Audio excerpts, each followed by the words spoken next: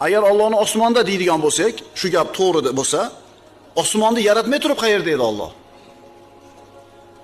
Ammo 18-asrda bu yoqda paydo bo'lganlar Alloh taoloni osmonda degan fikrni ilgari surishgan.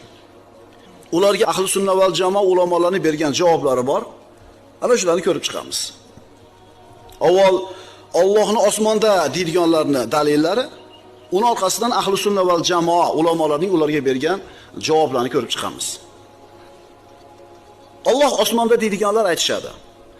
Alloh taoloni osmonda deyish nuqsonli sifatni Allohga nisbat berish bo'lmaydi. Ya'ni biz Allohni osmonda deyotgan paytimizda Alloh taoloni nuqsonli sifati bor deyotganimiz yo'q deydi. Ahli sunna ulamolar aytadi, Alloh taoloni bir tarafda deyish u zotga nuqsonli sifatni nisbat qilish bo'ladi.